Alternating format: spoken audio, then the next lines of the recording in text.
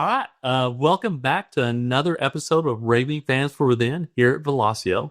I'm thrilled to have Michael Kidder, uh, good Southern boy from Tennessee.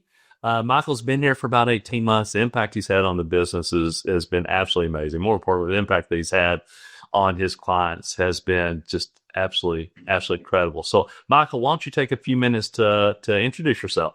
Yeah, no, thanks, Chad. So Michael Kidder, originally from Ohio and have lived in Nashville, Tennessee for going on 30 years. I've got two wonderful kids, except that they're teenagers, but I've been told they'll grow out of that, right? I came to Velosio really with a background in the Microsoft stack and specifically business apps. Have worked in the Microsoft ecosystem 15 years plus, and was really excited by the opportunity. Great to land here. It's been a great team and a fun ride so far, and looking forward to 2026. Yeah, Sure. I in the group internally they call me the runner because anytime we get together, I'm out way too early running, and I also like a cocktail at the end of the day. I make friends pretty easy. Now, are you one of these guys? Are you one of these guys that starts the day with coffee, ends the day with a cocktail? I usually, yeah. I will say at home I'm a red wine guy, so people I will Paul, my sales manager, he'll go, man, Kidder just drinks coffee until about 4:45 and then switches over to red wine as soon as 5 o'clock hits, which is about right. Yeah, So well, look, yeah. the truth is you are a runner. You are incredibly athletic. So I know you got to hydrate at some point. So We do, yeah. Well, I got the other beverage. I got my water bottle all day, so it's good. But there, yeah. there you go. So look, man. So you've been in the Microsoft ecosystem for 15 years. Have you always been in sales? Other than a small stint right out of school, I worked in IT more as a project manager. And did that was back in the days of Y2K. There's really gray hair showing its face, but managed some physical infrastructure and vendors for a healthcare company, and really almost immediately moved out of that into sales. I was in the medical field for quite some time in sales roles. And then, yeah, I got out of that and kind of got into tech and never looked back. So, Yeah, you mentioned Y2K, and the reality is that was almost 30 years ago. it And was, yeah. a lot of people that will listen to this, they don't they have no recollection of Y2K, that they may not even have heard of Y2K as it relates to technology. And I was a young seller back Mhm. here in Y2K, and it was like literally every engagement I had with a customer, I end up doing commercials with them. And I was like, oh my goodness, I am so gifted at this sales thing. The reality was everybody was investing so much money in 97, 98, 99, and modernizing their software tech stack so Yep. planes wouldn't fall out of the air and all the other stuff that people were afraid of Y2K. And then I woke up on January 1st and I realized I'm not near as gifted at this whole sales thing as what I thought I was. So I had to figure it out. So Michael, for you, what made you do that pivot from project management over into sales? That's a good question. I really think as I was, and again, that was a younger version of me. It was earlier in my career, and honestly, it was one of those.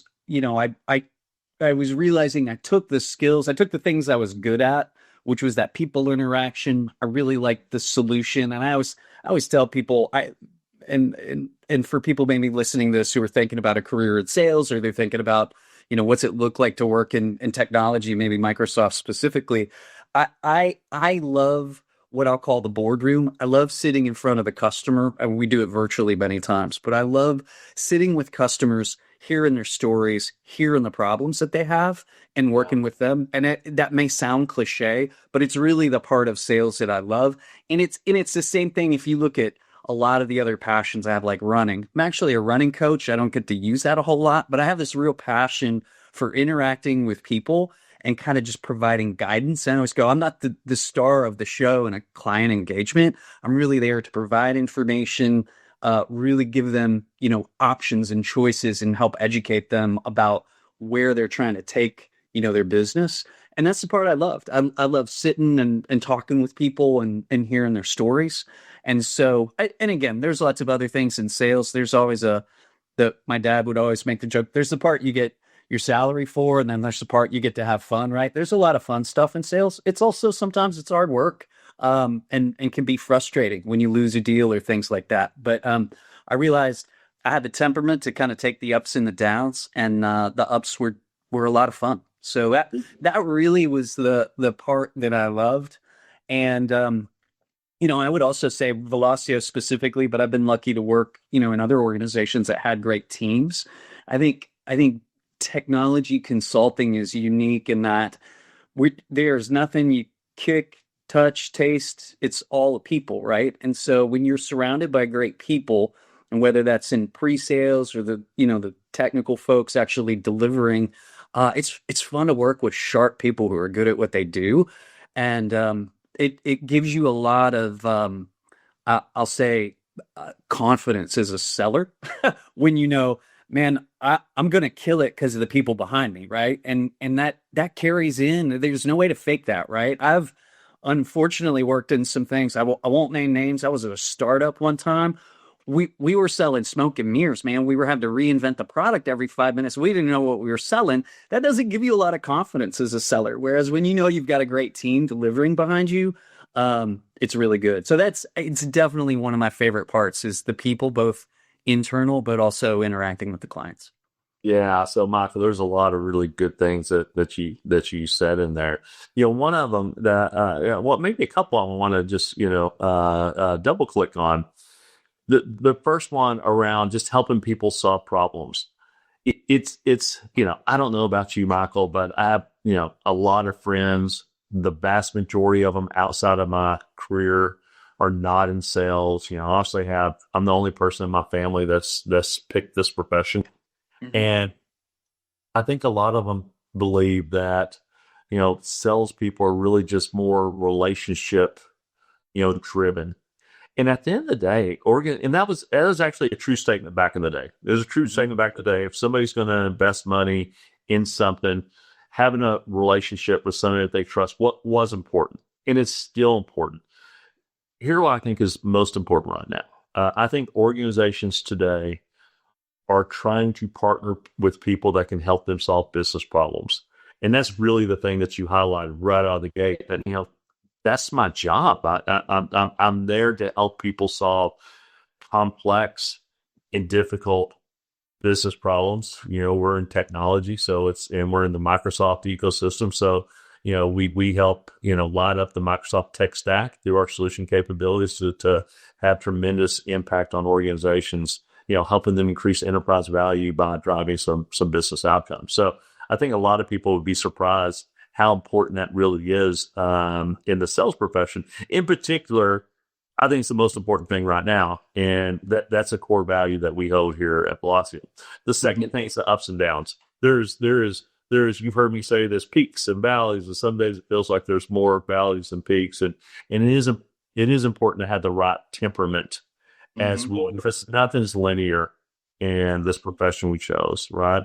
And there are times that just seems like we're having a hard time getting out of the valley. But when we are fiercely tenacious, we're able to come up out of that and do some really, really cool things. So I appreciate you giving me the context about how you got into this profession. Now that you're here at Velosio, I'm just curious. Tell me a little bit about your team. What makes the mid-market team here at Velosio special? We're pretty awesome, man. If you ask me, and you did, so I'll give you the answer. I think I'll rewind to something you said. I've got friends both in sales and outside sales, right? And one of the things that I notice when I'm talking with other salespeople, even in technology, and it's certainly the case, good, bad, ugly, with the Microsoft ecosystem. Microsoft doesn't make it easy on us, and what I mean by that is it's a very complex roster of solutions, and when you pair that with the complexity of the business problems, and we do a vast array of work, right? We've got I've got everything. Like if you just look at some of the deals and customers I'm working with right now, I've got marketing companies, I've got staffing companies, I've got companies that make widgets, I've got companies that do vast international business. And those are all different business problems and challenges that they're trying to solve that they come to us and look for solutions. And I say that to say I think jumping into this, you got to rewind a little bit. When I got into the Microsoft world, it was overwhelming. And even coming here, and I had 10 years of experience in Microsoft. It's still the way we do our secret sauce and the way we consult is different from other Microsoft consulting companies. And I think for anybody that has done that or is maybe thinking about a career or adjusting, it's just a lot to learn and it changes all the time, right? We think about AI. We weren't talking about that 5 years ago, right? It was eventually we'll get there. We're making movie jokes. And now that's at the forefront, at least at articulating a strategy at minimum for most customers trying to understand what they're going to do. And so I think that if you look at my team, I'm answering your question now. I think it is really great. I've got some peers who've been in the stack longer than me. And one of the things we say a lot of times, Chad, is selling is a team sport, right? So not only do I have good consultants, but if you look at my go-to-market team of peer salespeople, I've got some really great people with background to it. We've also got some junior people who haven't been in the stack as long, and they're still balling out of control. They've got great ideas, fresh take on it. Um, and one of the things that you said earlier, salespeople, we have to be tenacious, and I think to a person, we've got that on our team. So it's really fun, not just to feel like hey, we mentioned peaks and valleys. I try to have more peaks and valleys, but I got a lot of other people who are going through the same thing, and you can kind of rest on that team to go, what am I seeing? What am I doing? They bring questions to me. I bring questions to them. So it's a very collaborative group of people who really know a lot about selling and a lot about the ecosystem. Yeah, now you know at the end of the day, selling is a team sport, and it's about the people that you surround yourself with, and we're really blessed to have a really strong team of people that care and care deeply. So Michael, I don't know if you know this, but we're really investing in the BDR program. So we have a few BDRs today. We're going to go out and we're gonna double the size of that team pretty quick. So we're going to have some earlier career stage people that actually join Velosio sooner or later.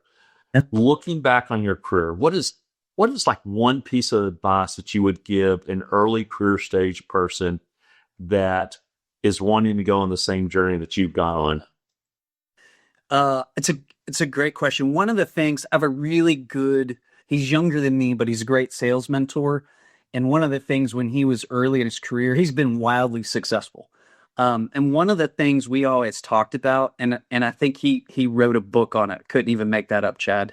Is he said, customers that say no, it doesn't mean that they don't trust you.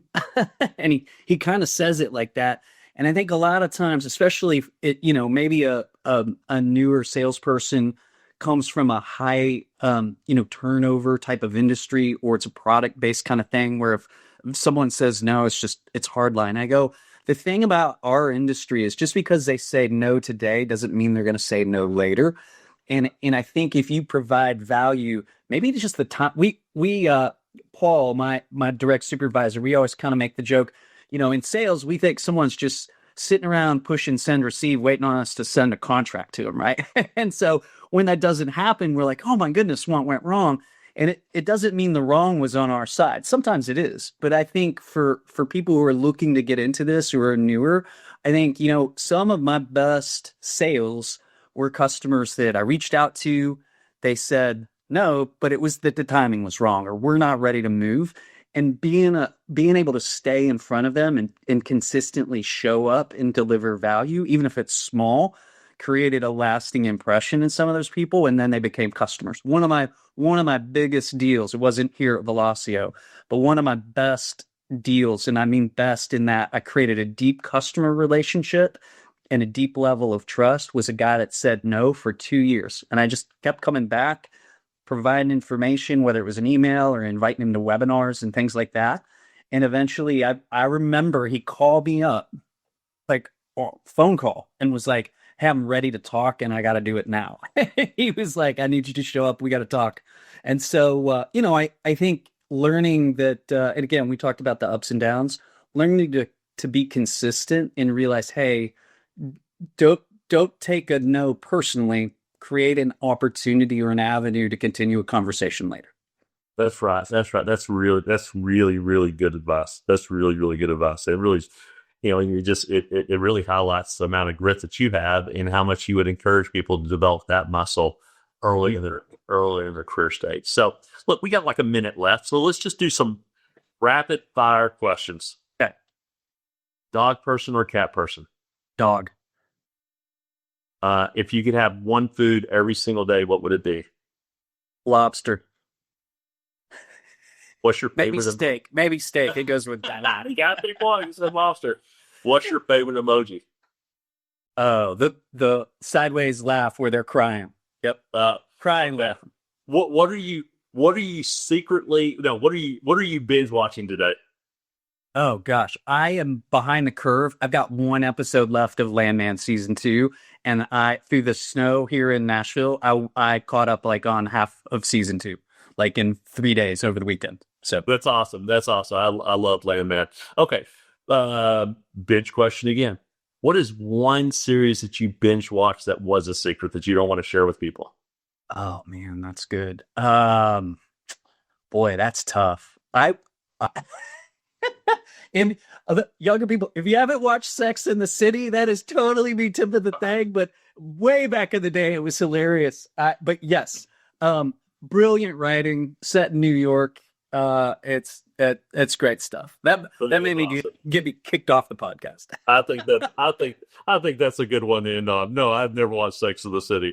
That, for me, if I'd be Tiger King, back during COVID. So, Michael, I'm so happy you're here, man. It's going to be a great, great, great year. I love everything about you. I appreciate everything you do. So, thank you for taking a few minutes so we can get to know each other a little bit better. Okay. Absolutely appreciate the time. Happy hunting, right? So have a great day, Chad. Sure. Thanks, Michael.